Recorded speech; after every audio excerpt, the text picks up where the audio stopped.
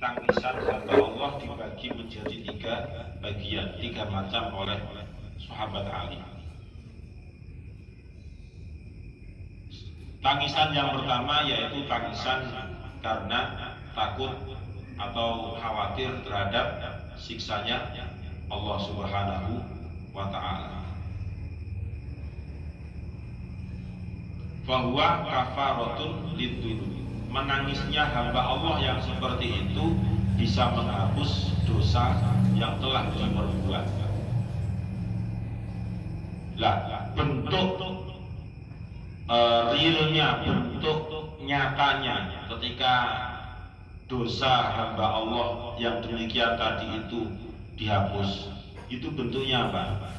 An-najatu minal uqubat, yaitu orang tersebut diselamatkan dari siksa-siksanya Allah fil akhirati, ketika nanti sudah berada di akhirat. Ya sudah barang tentu, ya sudah pasti. Namanya kafaratu dzunub. Dzunub itu artinya dosa, kafarah itu artinya dihapus. Kalau dosa itu dihapus ya sudah, berarti kan hilang. Dosanya itu sudah tidak ada. Ya bentuk realnya, bentuk nyatanya, berarti orang tersebut menjadi bersih kembali karena sudah tidak mempunyai dosa. Wasamratu taharatil uyubi an-na'imul muqimu. Buah dari sucinya cacat yaitu an-na'imul muqimu, kenikmatan yang langgeng, kenikmatan yang terus menerus. Ai ad-daim. Jadi kalau tangisan yang kedua kemarin nangisnya karena takut, yaitu Allah marah. Kalau tangisan hamba Allah yang kedua ini bisa membersihkan kekurangan-kekurangan yang ada pada dirinya, kecacatan-kecacatan, kejelekan-kejelekan yang ada pada dirinya itu dihilangkan oleh Allah. Lah, bentuk realnya dari tangisan tersebut yaitu an-na'imul muqim. Orang yang bisa melakukan hal demikian tadi itu akan diberikan oleh Allah berupa an-na'im, yaitu mendapat kenikmatan. Al-muqim, kenikmatan yang langgeng, kenikmatan ad-daim, yaitu yang selawase. Tidak hanya mendapatkan kenikmatan yang langgeng, akan tetapi wadarajatul ula fil jannah, yaitu mendapatkan derajat yang tinggi nanti di surganya Allah Subhanahu wa ta'ala. Kemudian yang tangisan ketiga itu tangisan hamba Allah karena takut kalau hubungan dirinya selaku hamba dengan Allah selaku Tuhannya itu menjadi tidak baik atau menjadi putus. Kekhawatiran itu kemudian hamba Allah itu kemudian nangis. Nangisnya itu bisa menyebabkan al-wilayah, yaitu sudah masuk kategori walinya Gusti Allah. Lah, bentuk dari buah dari walinya Gusti Allah itu tadi apa? Wasamratul wilayati ma'aridul mahbubi husnul bisyarah, yaitu selalu mendapatkan kabar yang gembira, yang menceriakan hati, yang menceriakan dirinya, yang membuat dirinya itu menjadi senang. Karena apa? Ya karena mendapatkan ridho dari Allah Subhanahu wa ta'ala. Orang yang menjadi kekasih Allah itu pasti mendapatkan ridho Allah. Di samping itu orang yang sudah masuk di kategori walinya Allah, wa birru'yati, nantinya juga akan bisa melihat lidatihi, melihat zatnya Allah Subhanahu wa ta'ala. Jadi nantinya akan bisa melihat zatnya Allah Subhanahu wa ta'ala. Tidak sembarang orang bisa melihat zatnya Allah Subhanahu wa ta'ala. Berarti kan nanti ketika sudah di akhirat sana. Ini saiki ono wong ngaku bisa melihat Allah, itu perlu dibawa ke rumah sakit jiwa. Wa ziyaratul, kenapa begitu? Nabi Musa diketahui nurnya saja geblak. Itu sekelas nabi, rasul. Apalagi orang seperti kita ini. Dia enggak terima geblak, mati. Masuk tugel dase irunge mencetat kabeh. Karena saking dahsyatnya zatnya Allah Subhanahu wa ta'ala. Wa ziyaratul malaikati, dan juga akan disambangi oleh para malaikat nantinya kalau sudah di akhirat. Sudah bisa melihat zatnya Allah, kemudian juga disambangi oleh para malaikat. Wa ziyadatul fadilati, dan juga akan terus menerus bertambah yang namanya keutamaan. Keutamaan itu artinya ay al khairi, yaitu kebaikan yang ada pada dirinya itu selalu bertambah. Ayo rek semangat ngaji kitab. Jadi waziyadatul fadilati itu tambahnya keutamaan. Al fadilah itu dimaknai juga dengan al khair, yang artinya adalah kebaikan. Itulah tiga hal buah dari yang bisa melakukan apa yang disampaikan oleh sahabat Ali kemarin. Al-buka'u ala salasati aujuhin. Babul musyari'i, utawi iki iku bab nerangaken bangsa 10. Babul musyari'i, utawi iki iku bab nerangake bangsa 10. Wa fihi lan iku tetep ing dalem musyari tisun utawi 29 lan 20. Apane mau'idatan pituture. Apane mau'idatan pituture.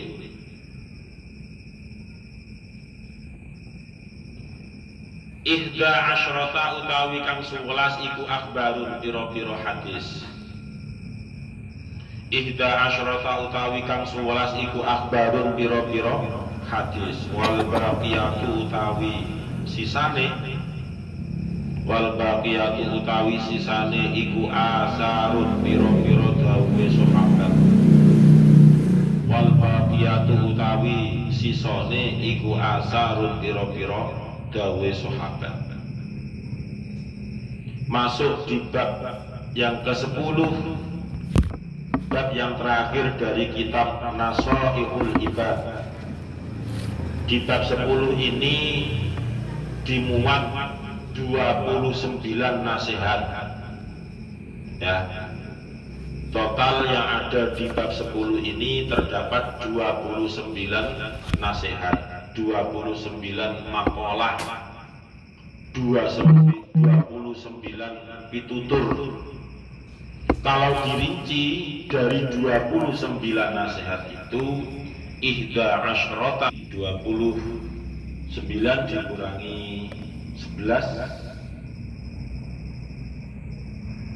29 dikurangi 11 sama dengan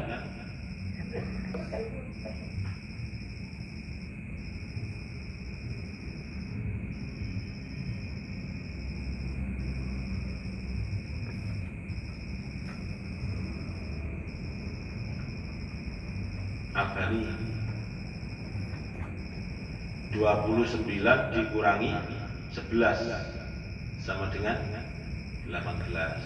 Tadi dikirim menjawab berapa? 10. Albani menjawab 18. Mana yang betul? Ya, 18. Kelas 3 sanawiyah kalah karo arek kelas 1 sanawi. Ki mau durung tak lakoni ning pakare Faruk. Iku nek Albani kok iso jawab langsung ning pakare. Tambah berat marit. Lah maksudnya itu begini, yang jawaban 18 itu saya buat atau saya gunakan untuk menjelaskan wal baqiyatu itu. Wal baqiyatu itu berarti kan isinya adalah 18. Jadi sing 11 itu diambilkan dari hadisnya Kanjeng Nabi, yang 18 itu diambilkan dari dawuhnya para sahabat atau yang biasa disebut dengan asar. Al-maqalatul ula. Ini semoga 1 bulan hatam. Lalu ditakoni lawa-lawa. Gak paham. Saking akeh makalah di luar kepala. Di luar kepala kan berarti wis mbuh ning ndi nyantol ning ndi, mbuh ning pesawat, mbuh ning alang-alang, ning kafe dan sebagainya. Al-maqalatul ula utawi maqalah kang pertama iku qala isbahu sapa Rasulullah Kanjeng Nabi Muhammad sallallahu alaihi wasallam.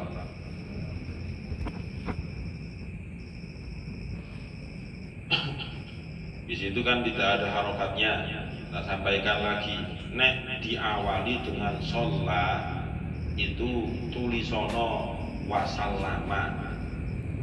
Itu iling-ilingan ya. Kadang sallallahu ala Muhammad sallallahu alaihi wasallam ini kan lucu. Sholat yusolli tasliyan, tasliyatan, taslaan, tislaan, musollat, bahwa musolli. Sallama yusallimu tasliman, taslimatan, taslaman, tislaman, musallaman, fahuwa musallimun. Nek fi'il mati dua-duanya dipakai fi'il mati. Nek sholat berarti wasal lama. Kalau mengharokati lamnya sama mimnya diharokati, ojo di sukun mimnya, kok dikira itu fi'il amar. Tapi kalau sholli berarti belakangnya harus wasal lim, podo-podo fi'il amarnya. Nah gitu ya.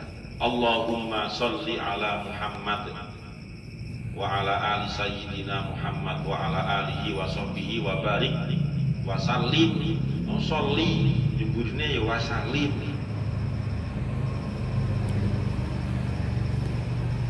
Supaya ada bedanya dengan anak pondok sama tidak. Yang kayak kampung salah itu jarno aja, sampai uripe ya jarno. Kadang perintah ya.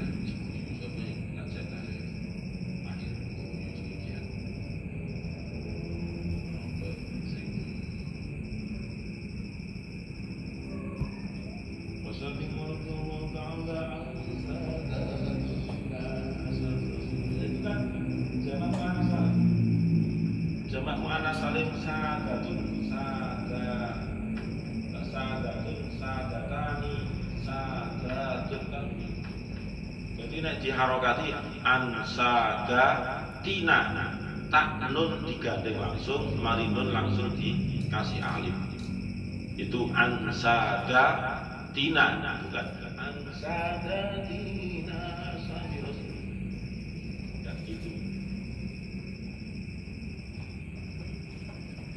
Ya, sing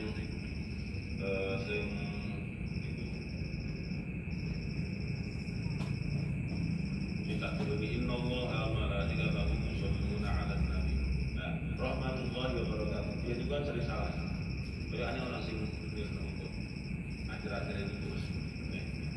Rahmatullahi 'alaikum ala baik wa barakatuh ning kene. Oh itu Al-Qur'an dibuahi kowe karo dhewe. Enak kritisi wong salah itu enak, ya enak, salah ya salah. Itu ya diperhatikan ya. Udah naik khutbah Nek sallallahu alaihi wasallam, nggak usah sallallahu alaihi wasallam, sallallahu alaihi wasallam. Iki gurune goblok, kiyaine goblok, muridé goblok, disorane ya goblok kabeh. Jadi berdasar kalau ditanya itu ya ngerti gitu. Loh kenapa kok di situ dibaca wasallam? Ini kalau sholat itu fi'il madhi Pak. Nah, wasallim itu fi'il amar. Fi'il madhi kalau fi'il amar gitu. Nek sholat itu kan artinya mendoakan. Muga-muga. Wasallam ya berarti kudu sama. Berarti muga-muga diberi keselamatan. Dan sholli kirimono sholat siro. Nah gitu kan. Kalau wasallim ya berarti cocok nek sholat kemudian salim nggak sesuai. Jadi dijelaskan begitu. Nah ketika oh itu fi'il amar ya, fi'il madhi ya, iya. Fi'il mudhari'nya ya yusolli. Wis apa lama mudhari' tok lah. Enggak usah akeh-akeh. Ketika nasib bisa nasib Mas. Bisa ya. Waktunya enggak panjang ya. Daripada nanti sama enggak paham, enggak tasrif nos mending sampai mudhari' cukup lah. Tak tasrif-tasrifan barang. Asline karo. Dikon nasrif itu paling ya sholat, yusolli, musolat, musolid, soli.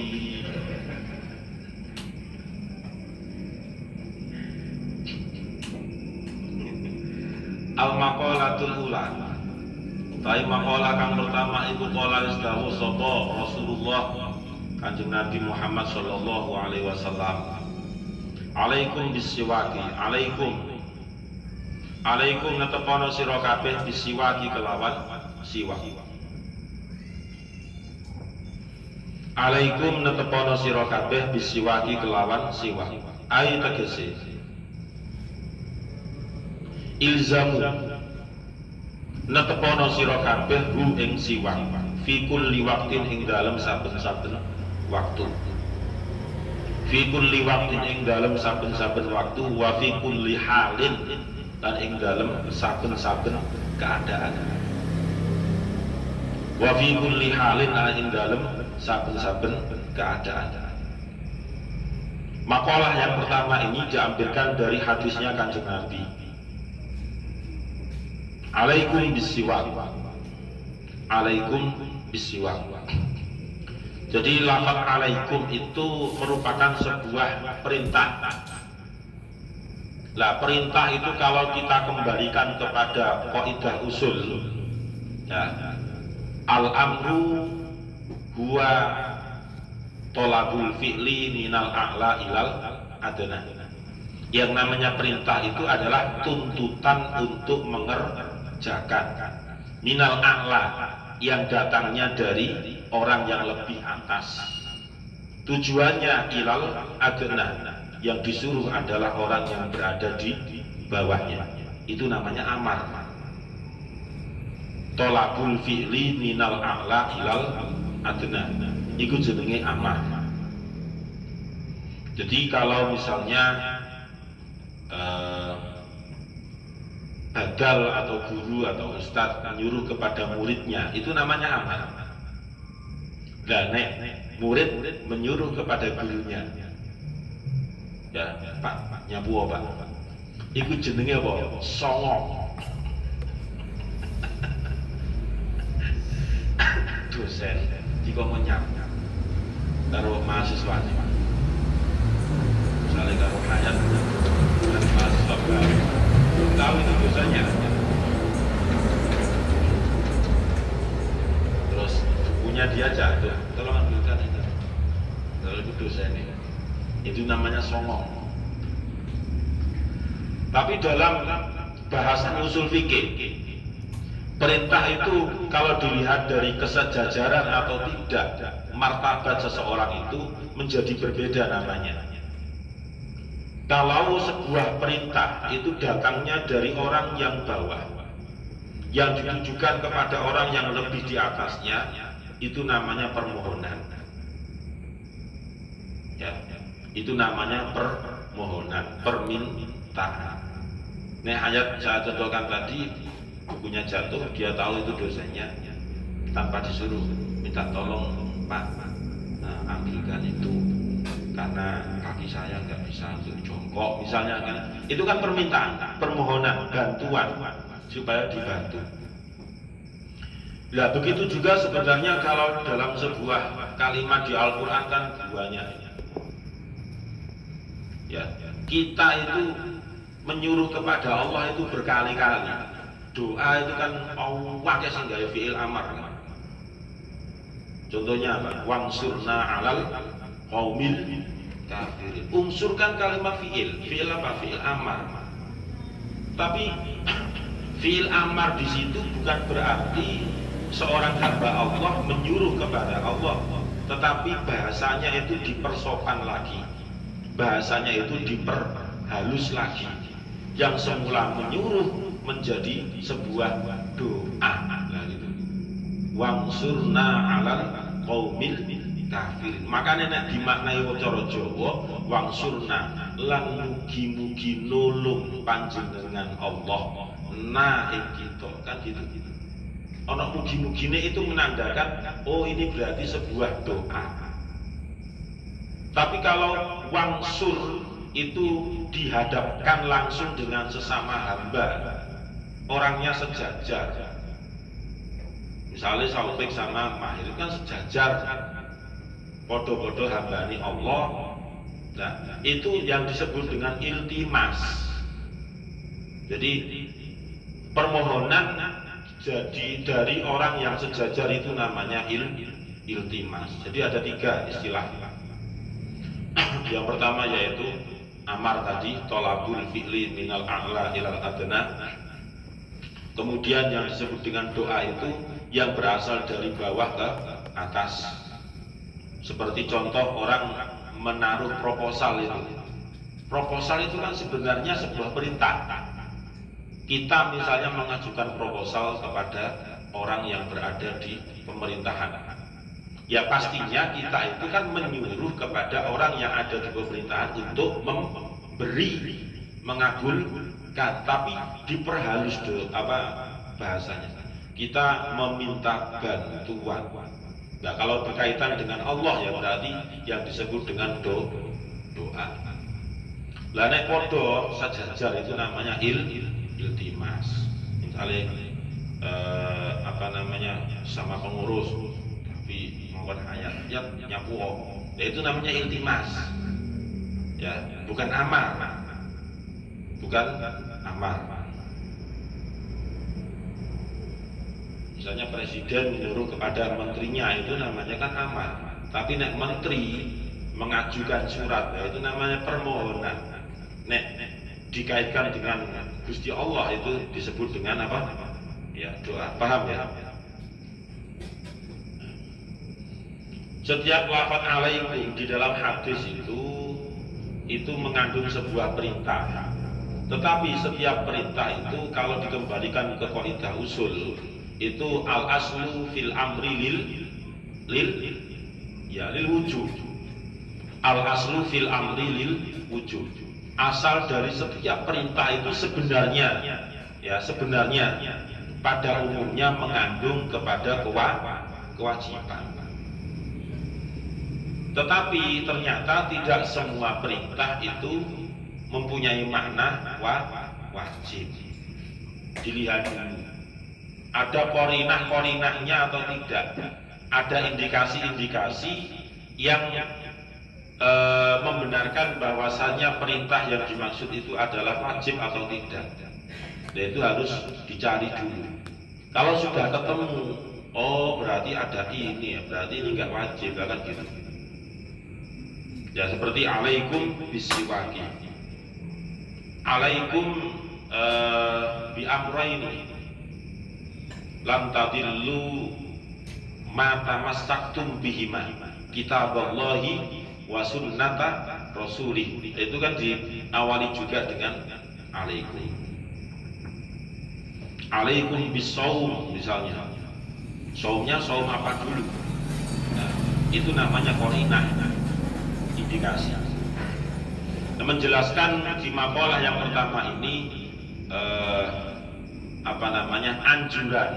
anjuran dari Kanjeng Nabi untuk menggunakan siwak. Siwak itu sudah ribuan tahun yang lalu sudah ada. Jadi untuk gosok-gosok. Yang terkenal itu adalah dengan kayu dengan kayu arok. Nama latinnya itu bohobo. Ada nama latinnya. Kayu arok itu kayunya memang agak mudah untuk memudar dia. Jadi kalau digosokkan di gigi itu tidak menyakiti yang ada di organ dalam. Nek kayu pring. Gak usah takut. Mana gawe kulit kayu randu, tambah mantep. Latak hilang. Sehingga dari loro untu itu wis hilang kabeh. Lah ada beberapa ulama yang memberikan pendapat bahwasanya antara siwak dengan sikat gigi itu, karena zaman seperti sekarang ini kan sudah sikat gigi itu ada yang menyamakan sama ya. Jadi antara siwak dengan sikat gigi. Dan model lama kan, umumnya pondok-pondok salaf itu biasanya kabeh santrine iku gawe siwak.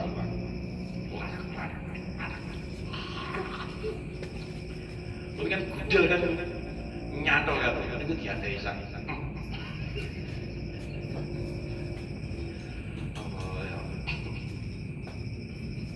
Pernah saya menangi masalah itu. Ya Allah, ini piye rasanya. Tapi nggak usah dicela karena ini juga anjuran dari Kanjeng Nabi. Sekarang kan sudah ada sikat gigi ya sudah. Tadi kan sikat giginya tidak ketika mau sholat pas, ketika mau takbiratul ihram kan enggak. Ketika wudu seperti itu. Nah itu banyak manfaatnya. Asalkan penggunaannya dilakukan dengan cara yang benar sesuai dengan anjuran. Nek sakarepe dhewe umbo. Nah, anjurannya bagaimana? Ya dengan kayu arok itu namanya anjuran. Kemudian sunahnya Kanjeng Nabi itu siwakan itu kemana dulu. Terus yang disiwak itu apa saja.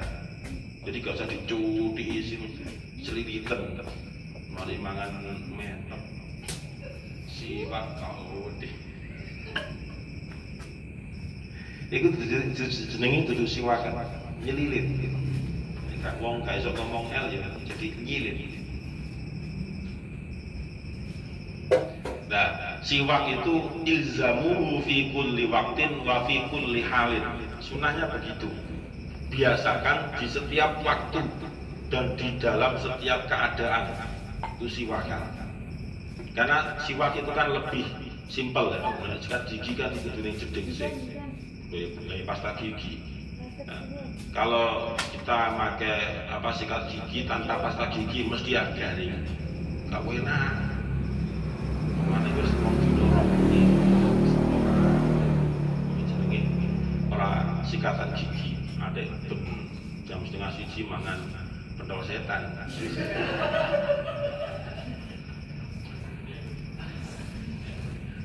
Di pentol itu merek setan aja jam 1:30 tolek. Mulai itu ya pelanggan setia nih nanti nyambangi mau siji iku sing tuku ya iku tok kudu wis nyambangi wis puas iki dodolan.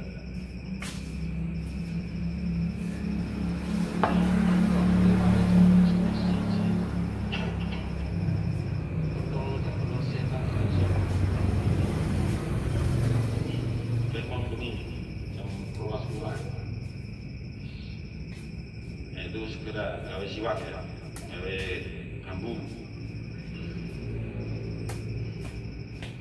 Nah, wallahu a'lam bishawab. Al-Fatihah. A'udzubillahi minasyaitonir rajim. Bismillahirrahmanirrahim. Alhamdulillahirabbil alamin arrahmanirrahim maliki yaumiddin. iyyaka na'budu wa iyyaka nasta'in ihdinas siratal mustaqim siratal ladzina an'amta 'alaihim ghairil maghdubi 'alaihim waladdallin. Amin. Bismillahirrahmanirrahim. Subhanakallahumma wa bihamdika asyhadu an la ilaha illa anta astaghfiruka wa atubu ilaik. Subhanakallahumma wa bihamdika asyhadu an la ilaha illa anta astaghfiruka wa atubu ilaik. Subhanakallahumma wa bihamdika asyhadu an la ilaha illa anta astaghfiruka wa atubu ilaik. Semoga bermanfaat. Assalamualaikum warahmatullahi wabarakatuh.